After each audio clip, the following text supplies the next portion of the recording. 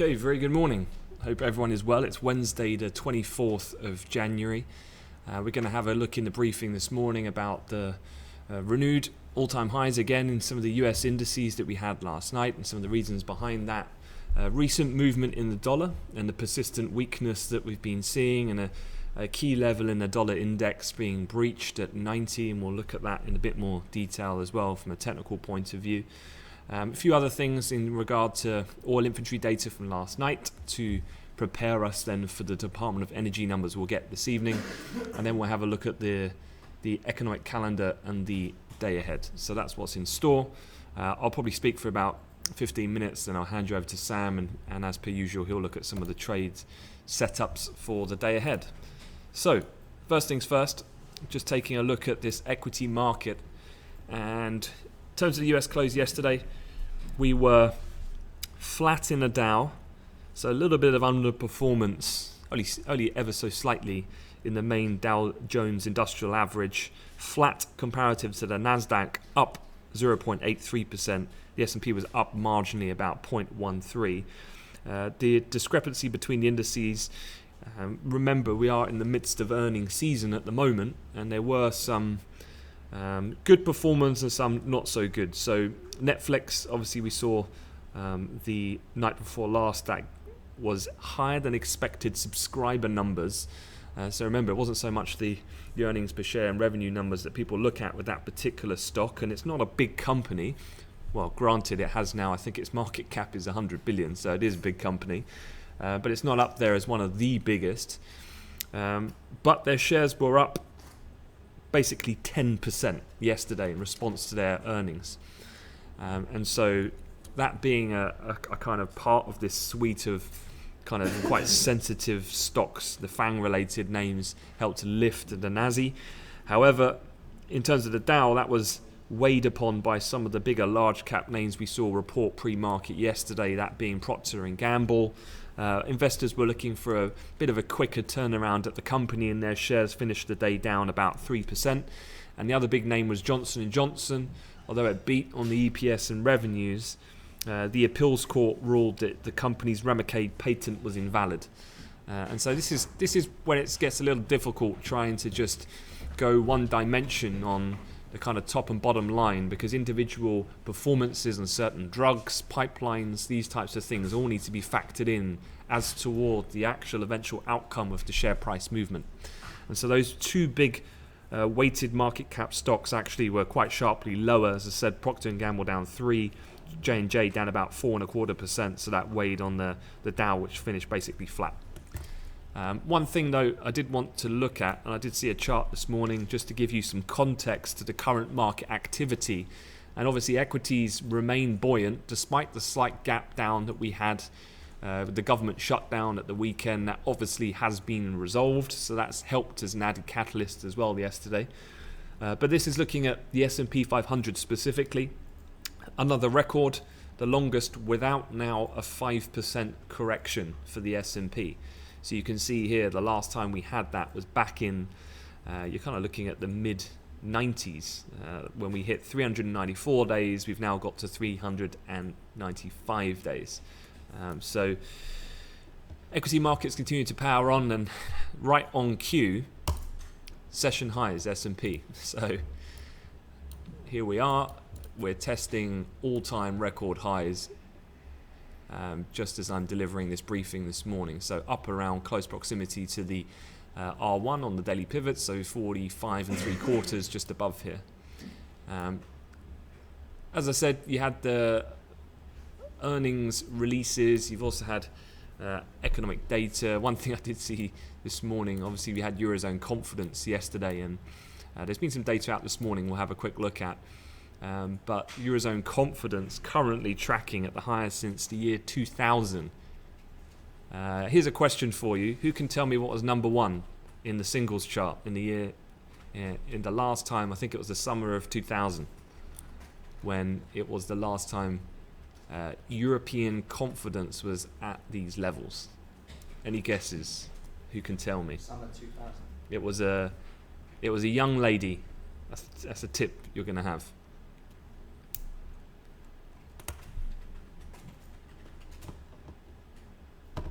Oh, Sam North, right on the money.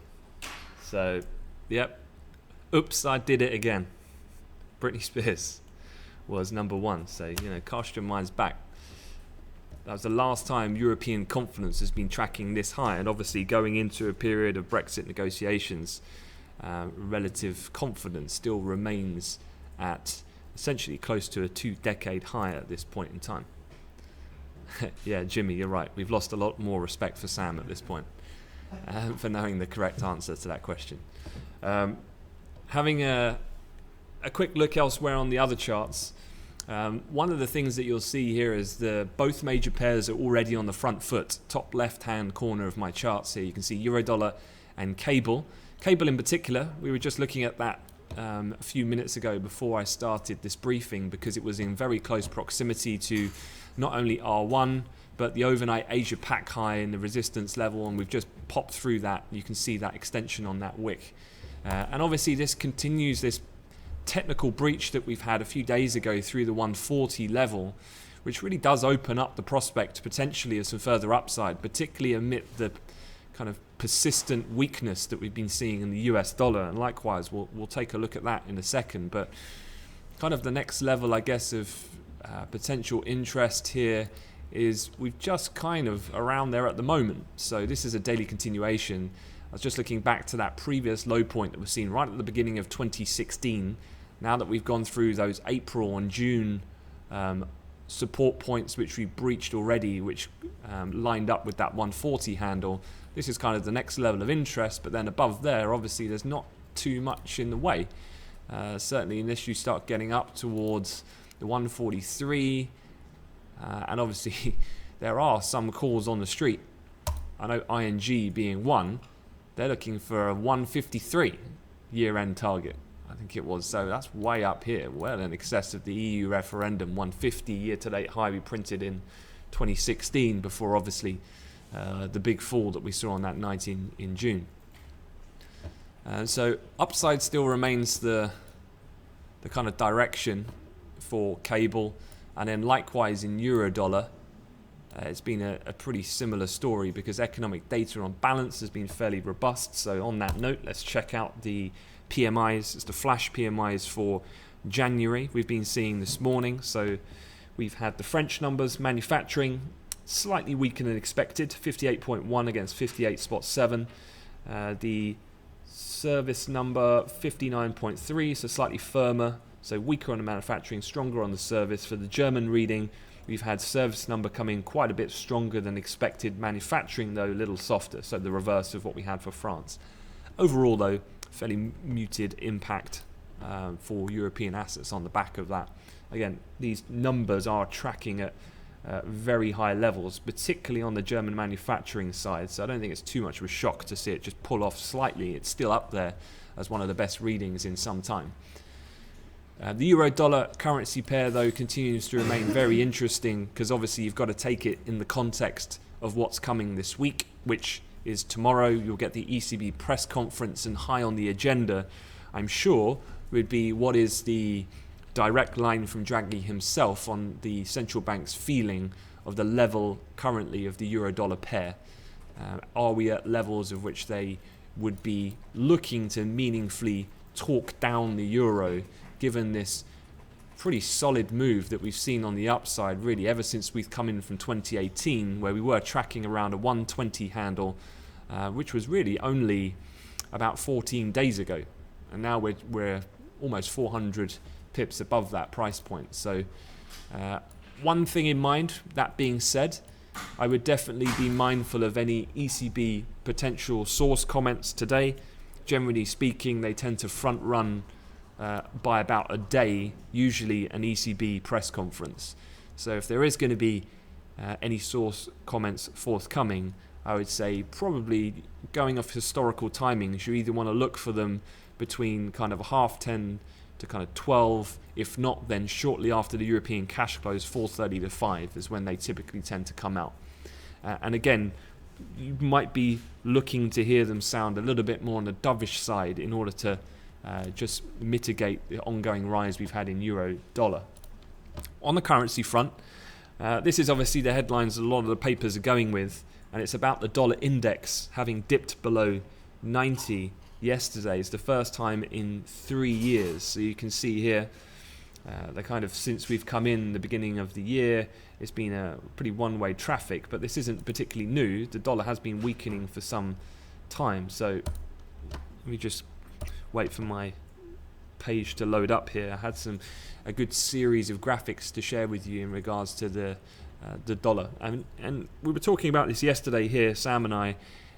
If you remember, it was only probably 12 months ago or so when Donald Trump was calling everyone a currency manipulator, and how it was unfair. You know, the dollar, we've got such a strong economy, the dollar's rallying. However, this is against our, kind of trade pacts. It's making us less competitive. And he started really talking down the dollar. Well, if that was his objective, he certainly achieved it. But in the dollar index, we're coming down to some pretty interesting levels when you look at the Dixie specifically. So as the headline would suggest, we're off to the worst start to a year for the dollar since 2003. The first time since December 2014, the dollar index is below 90, as mentioned. And what's happening here is when we get to around these levels, we come close to the kind of maximum point of which the dollar recovered during the kind of post-financial crisis era. So if we look at late 2008 and kind of early 2010, the point of which then the dollar moved higher to then pulling back again was around this same 90 point of where we are close to at the moment. So this level definitely does have significance. What the discussion point we were having yesterday is, at what point does the dollar, or does it indeed, start to rebound? Because if inflationary conditions do start to pick up, which is probably the base case scenario for this year, not just in the US but globally, and also Trump then starts delivering on the implementation of other policies, infrastructure spending, loosening of regulation, things like this, and it has a meaningful uptick in global growth, of which we have seen confirmed by the latest forecasts from the IMF just a few days ago, then does this still start to translate into tighter policy, particularly from the Fed? You've had Jerome Powell, basically the Senate voted him in officially last night. Does this mean that we've got the possibility of more rate hikes than what's currently priced in, or at least communicated from the Fed, which is currently 3? I know there's definitely a lot of big banks on Wall Street suggesting that it's more likely 4 than it is 3. The other thing is here, since the Fed did though deliver that rate hike back in December, I mean the dollar's just weakened considerably. We were trading around a 94 handle mid-December when they delivered that. Don't forget though, this was a dovish hike situation, so although they lifted interest rates, the communication was still relatively dovish. But it has brought other major currency pairs down to some interesting levels. Looking at dollar yen here, we have traded sub, and we are about 50 pips below there at the moment, below the 110 handle. Now the reasons for the dollar weakness, Bloomberg obviously looking at a couple of things, and one of the main things on the agenda at the moment is the US's trade policies. Donald Trump as well still remaining questioned in regard to investigations of his involvement with Russia. But really, I guess this awaiting of China's reaction to Trump's trade tariffs, which we saw just yesterday on solar panels and washing machines, certainly brings about this protectionist view, which would be net negative for the dollar. So at the moment, the dollar does remain weaker, and even as I'm speaking, you can see both these major pairs, euro-dollar and cable, continuing to push higher. In fact, cable now 141 handle. So we continue to push on, not so much, I would say, sterling strength. It's more a byproduct of technical breaks which have opened up some room on the upside.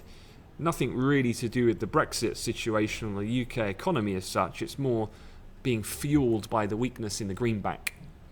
What is this meaning for commodities? Well, the weakening dollar and that inverse relationship. Gold is obviously rallying, and it's rallying just this morning. And if I start looking at gold on a longer time frame, I think we've just may have broken that previous high already You can see going back to the mid part of the month, so really the 15th and the 17th, we've broken that with some force, and that R1 level on the daily pivots, and it's pretty much amounted to a quick run up higher in prices. So these are, as you can see, year-to-date highs, and it's been a dramatic rise of $100 in a space of a month for gold prices, and this is being chiefly buoyed, obviously, by this persistent weakness in the dollar. What's happening elsewhere? Well, crude also getting a bit of a kick out of the dollar weakness as well. So we've just moved above the Asia Pac highs, and we are up now back into positive territory. So what does this mean? Of course, then gold and oil rallying. Well, check out the CAD, dollar CAD just breaking down. So CAD strength, looking on a slightly longer time frame for the CAD currency, there are some interesting downside levels that you definitely need to be monitoring if you're looking at dollar CAD. Obviously, you've had the Canadian Central Bank in a cycle of interest rate hikes recently. This has caused an appreciation of the Canadian dollar, but as we come down any lower here, we are within about a 20 pip range or so of a key kind of double bottom test, which would put us back down to levels not seen going back until kind of September time of last year if we were to breach. And then if we quickly change charts and have a look at DA6, so this is the Aussie. Let's just have a look at the net reaction to the move here happening this morning. We've managed to just get our heads above the previous day's overnight Asia Pac high and the resistance points from earlier on a test of that a couple times this morning, and a breach of that has just seen the Aussie stretch out gains to now test up around the 19th of January high mornings, or morning high, excuse me. So a bit of movement this morning, which is good to see, and hopefully you guys have managed to catch some of these moves. Quickly then, because I am mindful that Sam needs to get on as well and say a few things, so let me just bring up the WTI, or the API, excuse me, inventory report we had last night. Really, it's just to give you a brief overview of the numbers. We had a build actually in crude. So after 9 straight weeks of drawdowns in the crude headline figure, we finally had a build. 4.755 million. Expectations were for a drawdown of 2 million, so it swung against expectations. I mean, about a miss of 7 million or so. It was in fact the biggest build since September. Cushing was a large drawdown though. Gasoline was a large build of 4.117. Distillates was a draw of 1.28 million. So we'll recap that a little bit more. The initial move overnight, obviously, as you can see here on this lower chart, was a decrease in prices on the initial reaction. But this morning, the prices have already recovered. And looking at WTI crude, they found some support around pivot from the overnight Asia Pac session, and a little bit of a lift here as European participants have come in. All right, let me hand you over to Sam and let him say a few words. Thanks, guys.